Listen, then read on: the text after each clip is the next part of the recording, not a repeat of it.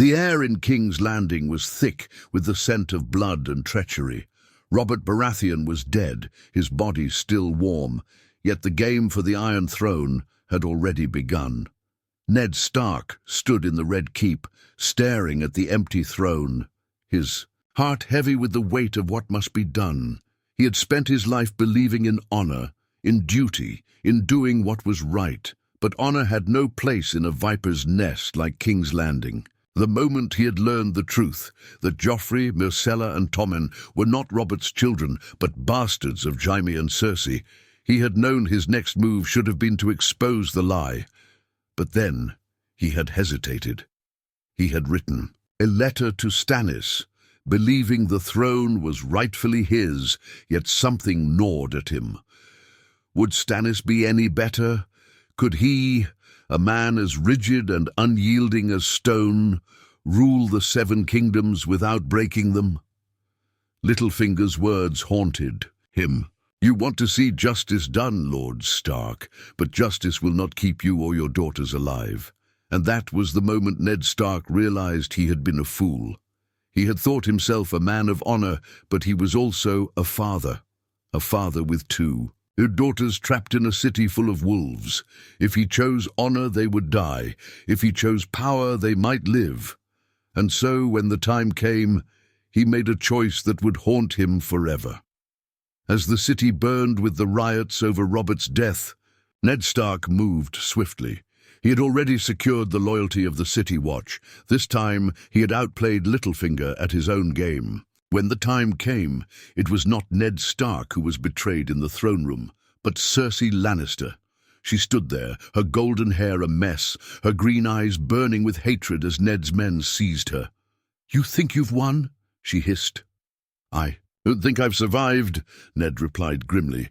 Joffrey screamed as the gold cloaks took him, his voice shrill with rage. "I am the king! My grandfather he will do nothing." Ned cut him off, his voice as cold as the north. "You are no king, boy." With Ser Barristan Selmy by his side and Renly Baratheon watching from the shadows, Ned declared Robert's children illegitimate. But instead of calling for Stannis, instead of handing the throne to another, he did something unexpected. He took the throne himself. The Great Hall erupted into chaos. Renly was the first to protest. "The throne is mine by law if Joffrey is a bastard, and if not mine, then Stannis's." Ned turned to him with the calm of a man who had already made his choice. "Do you think the people will accept you, Renly? Do you think Stannis will rule with anything but fire and blood? This kingdom will not survive another war." "You're making a mistake," Renly warned, his voice like steel. But Ned knew the truth.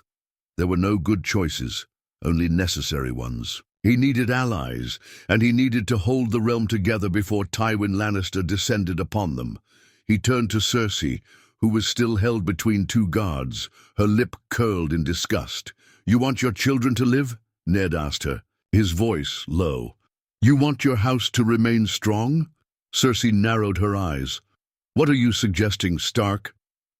"A marriage, you and I." The room fell silent. Even Littlefinger, who had been watching with amusement, raised an eyebrow.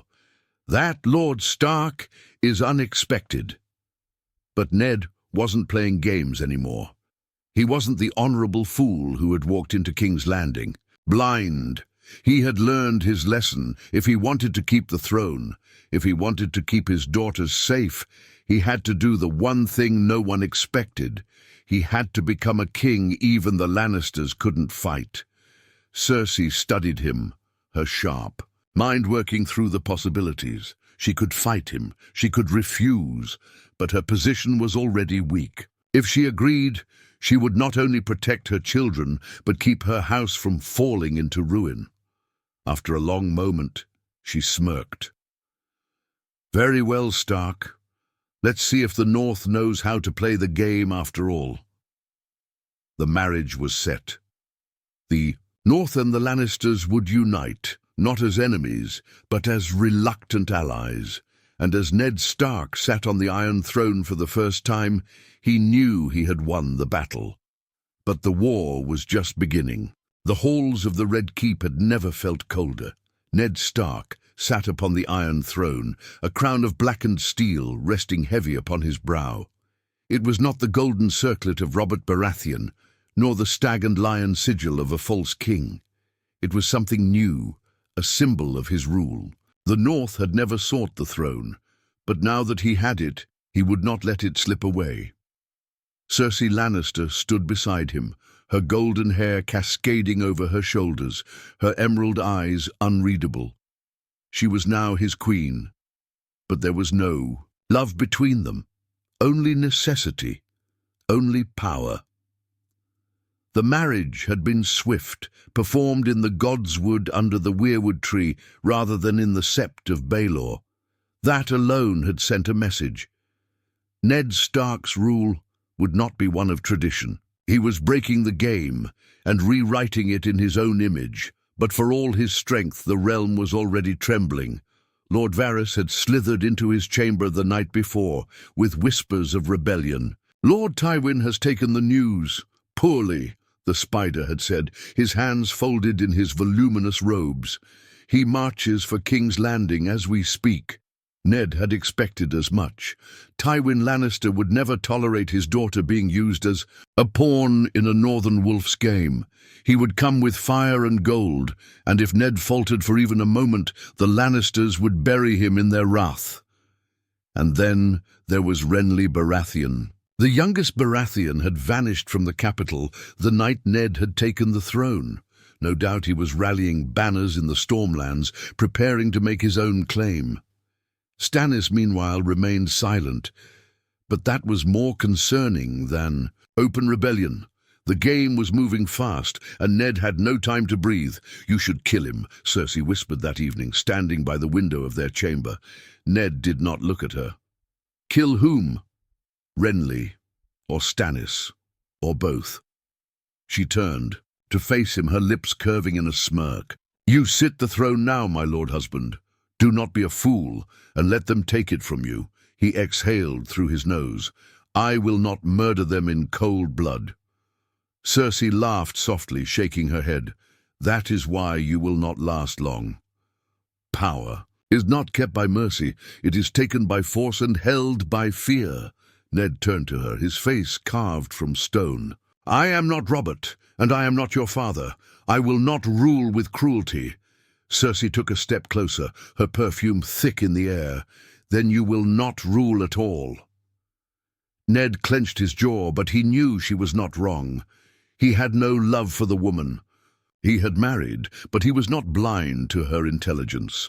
She had survived in a pit of vipers for years, outplaying lords and kings alike. He could not ignore her advice, no matter how much it soured his stomach, and yet he had to find his own way. If he was to keep the throne, he needed his family. He had sent ravens to Winterfell, ordering Robb to march south with the northern banners. The North had never ruled the Seven Kingdoms, but now that they had a Stark on the throne, they would fight to keep him there. But there was a problem. His daughters. Sansa had been ecstatic when she heard of his marriage to Cersei. "Now I will be a princess forever," she had said, her blue eyes shimmering with naive joy. She did not yet understand the danger they were in. Arya, however, had seen through it immediately. "You shouldn't have done it," Arya had hissed at him in the privacy of their chambers. "She hates us.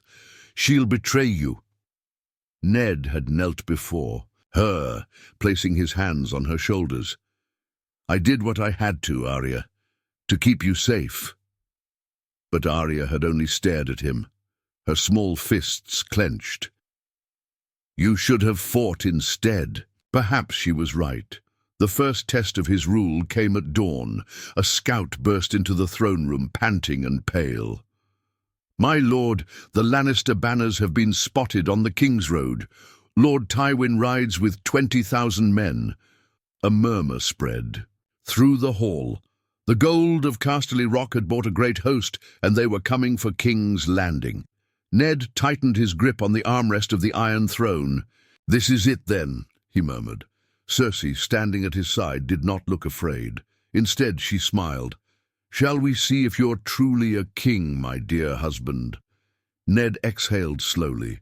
He had taken the throne, but keeping it would require more than just honor. It would require war. The air in King's Landing was thick with tension. The banners of House Lannister had been spotted on the King's Road, their golden lions marching toward the capital with fire and vengeance in their wake. The city's walls stood tall, but Ned Stark knew they would not hold against the might of Casterly Rock forever. Tywin Lannister had come to reclaim his daughter, to punish the man who had taken his power. Inside the Red Keep, the court gathered in hushed whispers, waiting for the inevitable storm. Varys, ever the shadow in the room, leaned close to Ned and whispered, "Lord Tywin does not forgive. And he does not forget." Ned already knew that. Cersei stood beside him, draped in a crimson gown, her green eyes alight with something between amusement and contempt. "My father is here," she said, tilting her head.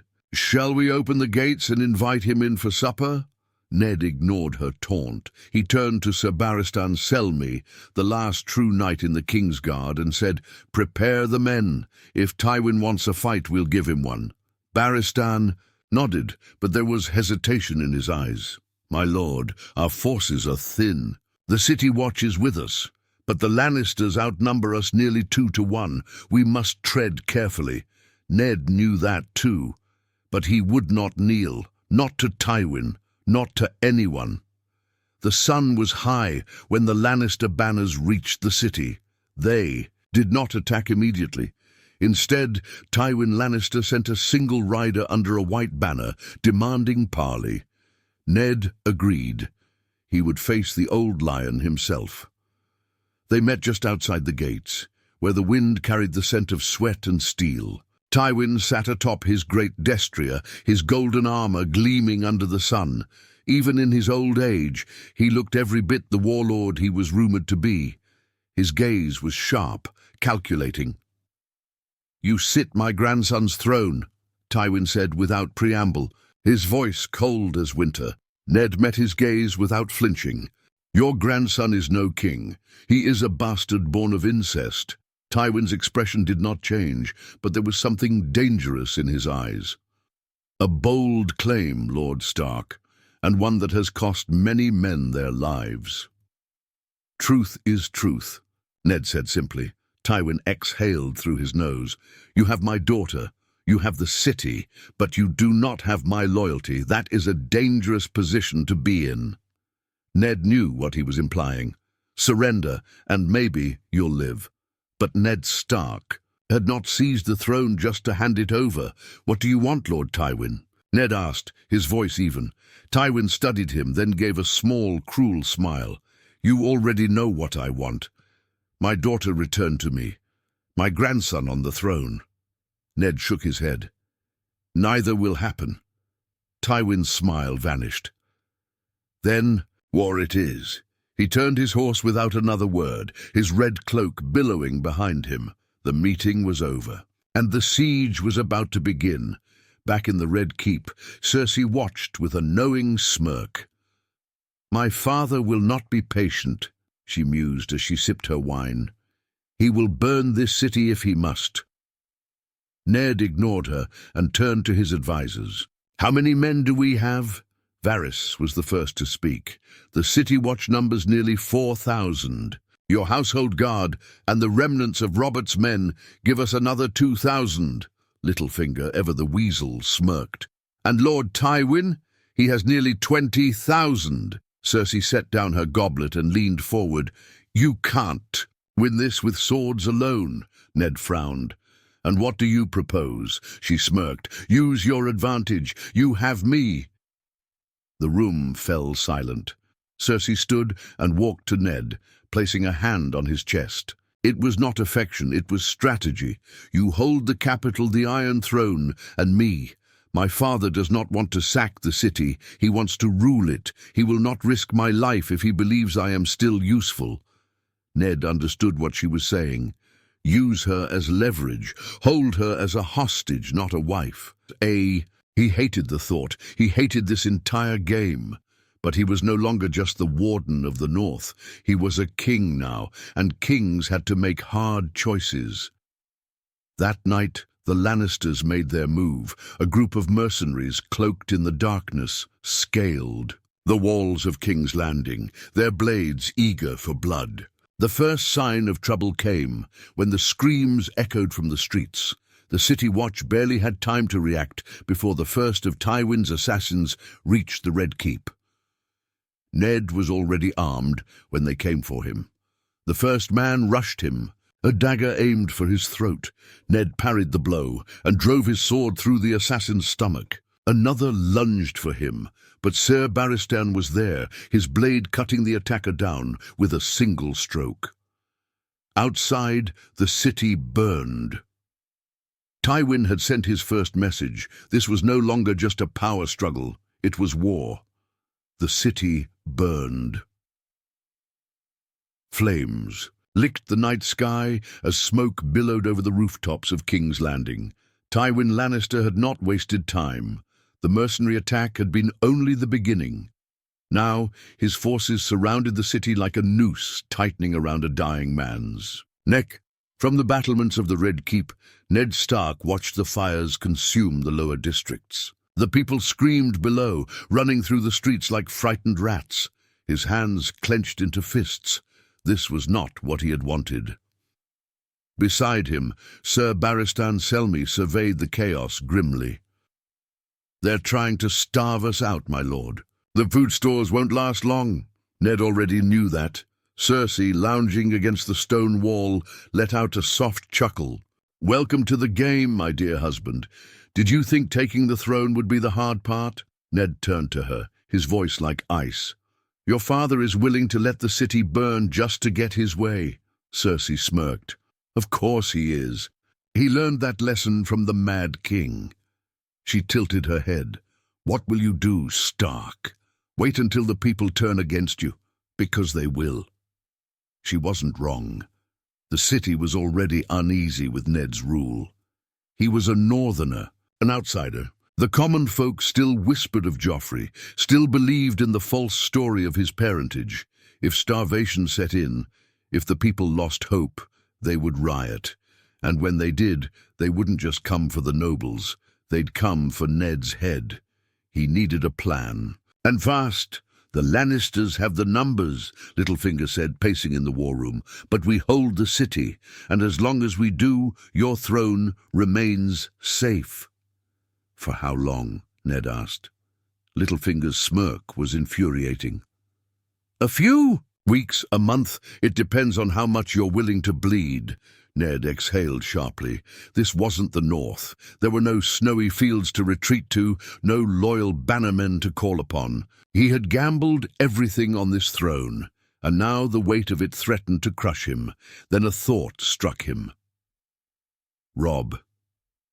His son had been marching south from Winterfell with the northern banners. If he could reach King's Landing in time, they could crush the Lannister forces between them. But would he make it before the city turned against him? Ned turned to Varys. "Send a raven to Winterfell. Tell Robb to make haste." Varys bowed slightly. "As you wish, my lord. But as—" "He left," Cersei spoke again. "You put too much faith in honor, Stark. Robb may be your son, but he is still far away. The people here will not wait for him." Ned turned to her. "What do you suggest?" Her lips curled into a knowing smile. "Give them something to fight for, or someone." Ned frowned, but then realization hit him. She wanted him to make a public declaration, to rally the people behind him. It was a dangerous move. If he failed, he would be seen as weak. If he succeeded, he might just buy himself enough time. He had no other choice. At midday, Ned stood before the people of King's Landing. The great sept of Baelor loomed behind him, its bells silent, watching like an unseeing god. Thousands of commoners gathered in the square, their faces gaunt, their eyes filled with hunger and fear. Ned raised his hands, and the murmurs faded. "People of King's Landing," he began, his voice strong. "I know your fears. War is upon us. You suffer while lords and kings play their games." The crowd listened, but their eyes were wary. I did not come to steal this throne, Ned continued. I came to save this realm from a lie. Robert Baratheon was your king. He was my friend. His true heir is not Joffrey Baratheon, but his brother, Stannis. Gasps rippled through the crowd. But Stannis is not here, Ned said, and Renly has abandoned the capital. He took a step forward. So I did what I had to. I took the throne, not for power, but to keep the peace, to keep you safe. A murmur spread. Some looked uncertain, others nodded. Then Ned did something unexpected. He turned to the woman standing behind him. And I took a queen, not for love, but for the future of this realm. Cersei stepped forward, her golden hair catching the sunlight. She looked every bit the regal queen, her green eyes sharp as a blade. I know you do not trust me, Ned continued. You have every reason not to. But war is at our doorstep, and I will not let this city burn. The Lannisters are at our gates, but I tell you this now, I will not surrender. The crowd grew louder. Some cheered. Others whispered. Ned raised his voice. I am Ned Stark of Winterfell. I have no love for politics, no taste for games, but I will fight for this throne and for you. And then he drew his sword. If Tywin Lannister wants this city, let him come and take it. The roar that followed shook the very walls of the city. That night, as Ned sat in the council chamber, Littlefinger approached. That was quite the performance, he said. Ned gave him a sharp look. What do you want, Baelish? Littlefinger smirked. Only to help. He stepped closer. I have a plan, my lord, one that might just turn this war in your favor. Ned frowned. Speak, Littlefinger leaned in. If you want to break Tywin's siege, you need more than just soldiers. You need gold, and I know where to get it. Ned studied him. He did not trust Littlefinger. He never had. But he needed every advantage he could get. What do you propose? Littlefinger's smile widened. We take the gold from the Iron Bank of Braavos. Ned's breath caught. You're suggesting I steal from the most powerful bank in the world? Littlefinger chuckled. Not steal, borrow, by force if necessary. Ned exhaled. That's madness. Littlefinger shrugged. Perhaps, but war is madness, my friend. And unless you want to starve in this city, you'll need allies who don't bleed. Ned leaned back. His mind raced. This was dangerous. Braavos did not forgive debts, especially stolen ones. But if it worked, he would have the gold to buy. More men, more supplies, more time. But before he could decide, the doors burst open. A guard stumbled in, blood spilling from his lips. My lord, he gasped. The gates. Someone has opened the gates. The Lannisters are inside the city. A chill ran down Ned's spine. Betrayal. King's Landing was about to fall. The bells of King's Landing tolled in warning. Ned Stark rushed to the battlements, his heart pounding. Smoke curled in the distance, and the streets below had erupted into chaos. The Lannisters had breached the city. Someone had opened the gates from within. His first thought was of Sansa and Arya. He turned to Sir Barristan Selmy. Get my daughters to safety now! Selmy nodded without hesitation and disappeared down the hall. Cersei stood beside him, her face unreadable. Well, my dear husband, she murmured, it seems your rule was short-lived. Ned ignored her. He turned to the gathered soldiers of the City Watch. Hold your ground, he ordered. We pushed them back to the gates. But he could already see the truth. It was too late. The Lannister army poured into the city, cutting down men, women, and children alike. The streets ran red with blood, as Tywin's forces showed no mercy. Ned's men fought bravely, but they were outnumbered. The gold cloaks, the same City Watch Ned had thought loyal, turned against him the moment the battle began. It was Littlefinger's betrayal all over again.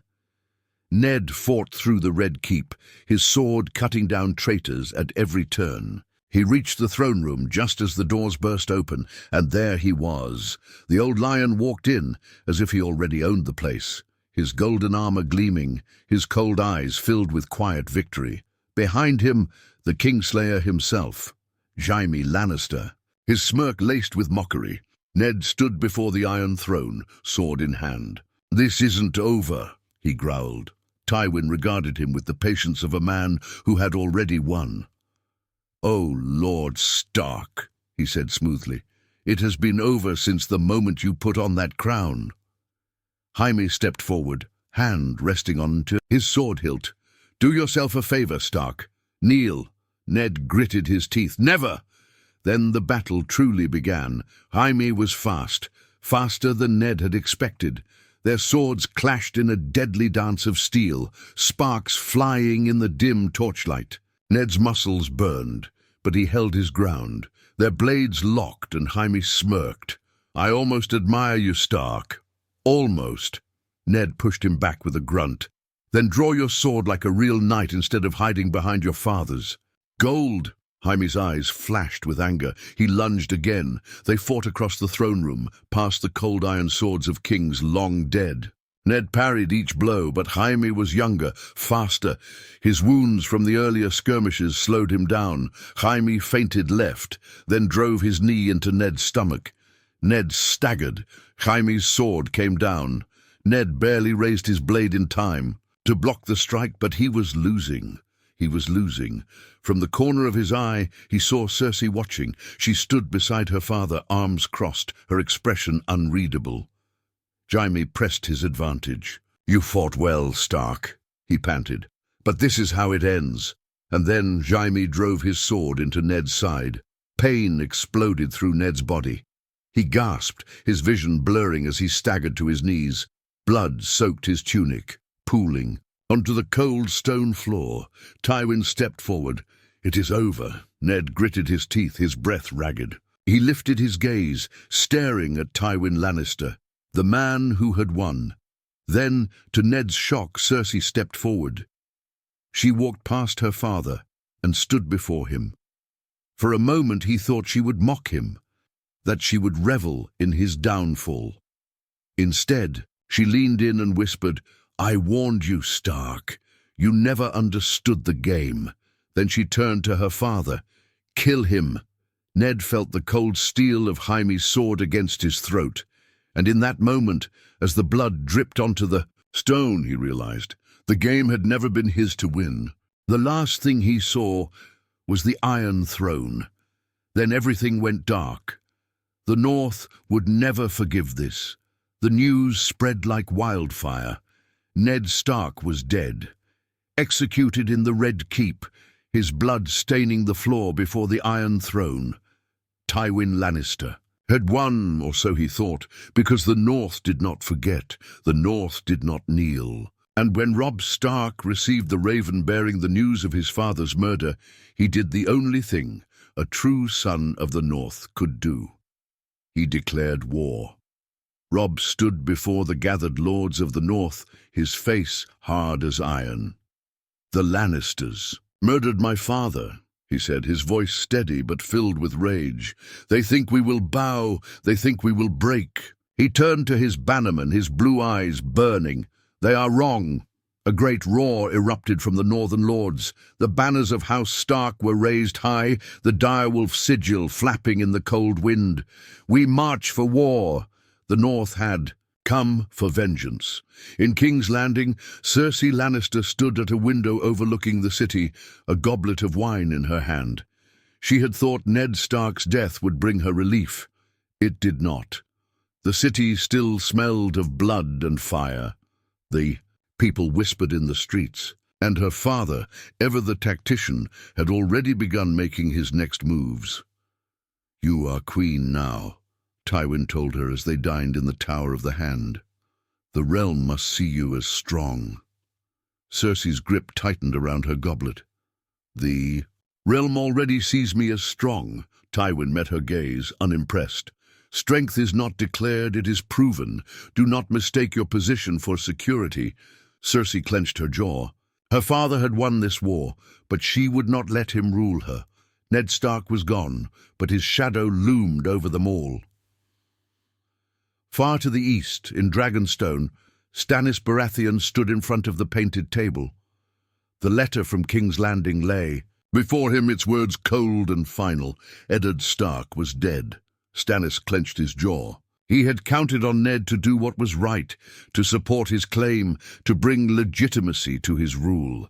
But now the North was in rebellion, and the throne was occupied by Lannisters. He turned to Davos Seaworth. "The war has begun," he said simply. Davos hesitated. "And what will we do, my lord?" Stannis looked at the burning candle beside him. The flames danced, flickering with the shadows of destiny. "We do what we must," he said. "We take the throne by fire and sword." Across the narrow sea, in the city of Korth, Daenerys Targaryen stood upon her balcony, her 3 dragons curled around her. She'd heard whispers of war in Westeros. A new king had risen, and the North had rebelled. The realm was in chaos. Jorah Mormont approached. "The time is coming, Khaleesi," he said softly. "Westeros is weak. Soon it will be yours for the taking." Daenerys did not answer immediately. She watched the stars above, the ghosts of her ancestors whispering in the wind. "I will take what is mine," she murmured at last. Her dragons stirred. The game was not over. It was just beginning. The 7 kingdoms burned. Ned Stark's execution had been meant to end the conflict, to cement Lannister rule. Instead, it had set the realm on fire. The North was marching. Stannis had declared war. Renly had crowned himself king. And beyond the narrow sea, a dragon queen watched, waiting. The Iron Throne was blood-stained, but no one truly held it. Robb Stark led 20,000 Northmen south, their banners whipping in the cold wind.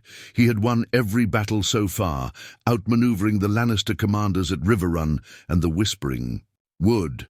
Now he marched toward Harrenhal, where Tywin Lannister had set up his stronghold. Robb's council gathered around the war table. "Tywin is wounded," said the Great Jon, grinning like a wolf.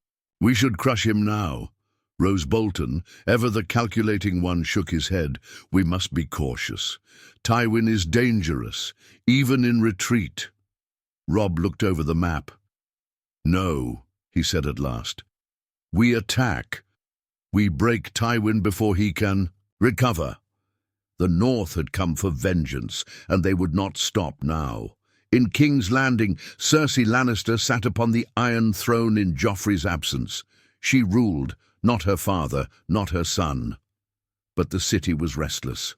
The people hated. Her small council was divided. "We are losing this war," Pycelle muttered. "The North is too strong." Littlefinger leaned forward, smirking. "Perhaps it is time we make arrangements." Cersei narrowed her eyes. "What kind of arrangements?" Littlefinger's smile deepened.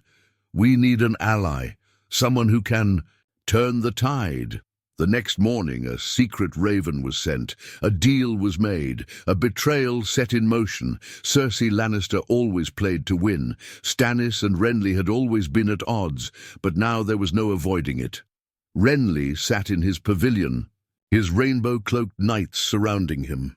"Brother, kneel before me, and I will let you serve in my court," he said, smiling. Stannis did not smile. "You are no king," he said coldly, "only a boy playing at power." Renly laughed. "And yet the realm loves me." "Who loves you?" "Stannis!" Stannis's expression did not change. He turned to Melisandre, the Red Woman at his side. That night a shadow crept into Renly's tent. By morning, Renly Baratheon was dead, his army shattered. Half bent the knee to Stannis, the other half fled. The war had just shifted. Across the sea, Daenerys Targaryen watched and waited. "The realm is falling apart," Jorah told her. "It will be weak when we return." Dany touched her dragons, feeling their heat against her skin. "Not yet," she said. "But soon." Westeros was tearing itself apart, and she would rise from the ashes. The 7 kingdoms had become a graveyard. The war of wolves and lions had left the realm in ruins. Villages burned, rivers ran red with blood, and kings had fallen like leaves in the wind. The Iron Throne had seen too many claimants, and yet it remained, unyielding, unforgiving. Only one could sit upon it. Robb Stark had struck a devastating blow to Tywin Lannister's army. The northern forces, fierce and unrelenting, had stormed Harrenhal, breaking through the old fortress's cursed walls. Tywin stood atop the battlements, watching the wolf banners rise over his stronghold. His golden armor was splattered with the blood of his men. Sir Kevan Lannister, his brother, turned to him. "We must retreat." Tywin clenched his jaw. He had spent his life shaping the realm, molding it into his vision. And now, a boy was undoing it all. "We make our stand here," he said coldly. "The North will bleed for this victory." The battle was merciless. The fields outside Harrenhal became a slaughterhouse. Thousands died, Northmen, Lannisters, Riverlords, and at the center of it all, Robb Stark cut through the battlefield, like a ghost of vengeance. His sword found Kevan Lannister's throat, ending the old lion's life in an instant. But Tywin did not die. He fled. The lion had lost the battle, but not the war. As Robb rode into Harrenhal's great hall, victorious but weary, Roose Bolton stood waiting. "My lord," Roose said, bowing deeply, "the day is ours." Robb nodded, wiping the blood from his blade. "Aye, and tomorrow we march for kings." Landing, Roose smiled, a cruel smile, and then Robb felt it. The dagger plunged into his back. Robb gasped, falling to his knees as pain exploded through his body. His blood pooled onto the cold stone floor. "The North remembers," Roose whispered in his ear, "but the North also knows when to kneel." The Boltons had betrayed the Starks, and just like that, the young wolf was dead. Back in King's Landing, chaos reigned. The capital was starving, rotting from within. Tywin Lannister returned, barely escaping the North's wrath, but his forces were broken. Stannis Baratheon's fleet landed at Blackwater Bay, his soldiers storming the city. Fire and steel clashed in the streets. The Lannisters fought bitterly, but their power was crumbling. And then Daenerys Targaryen arrived. She did not come with ships, she did not come with men, she came with dragons. The skies burned as Drogon, Rhaegal, and Viserion descended upon King's Landing. The Red Keep's towers crumbled under their fury, the streets melted beneath their fire. The Iron Throne, once a symbol of ultimate power, became a ruin of molten steel. Cersei Lannister died screaming, trapped beneath the falling stones of her own palace. Jaime fell beside her, his golden hand reaching for her one last time. And in the end, as the city turned to ashes, the throne was no more. Daenerys Targaryen stood in the ruins of the Red Keep. The Iron Throne, the very thing she had crossed the world for, was gone. There was nothing left to claim. Tyrion Lannister, bloodied and beaten, stood beside her. He stared at the destruction. "You have won, my queen," he said, his voice hollow. Daenerys looked around, her silver hair whipping in the smoky wind. She had conquered Westeros, but there was no kingdom left to rule. The war had ended, but the cost had been everything. And as Daenerys turned to her dragons, the weight of her victory settled upon her. She had destroyed the realm to save it, but what was left to rule? Months later, in the ruins of Winterfell, Jon Snow sat beside the grave of his father, not Robb, not Eddard, but the father he had never known. For Jon Snow had learned the truth. He was no bastard, he was a Targaryen, the true heir to the throne that no longer existed, yet he did not want it. He had fought for honor, for family, for the North. And now everything was gone. The realm was broken. The age of kings was over. And so Jon Snow left the South behind. He rode into the North, beyond the Wall, into the lands where men did not kneel and kingdoms did not matter. where the game of thrones could never reach him again, and with that, the last wolf vanished into the snow.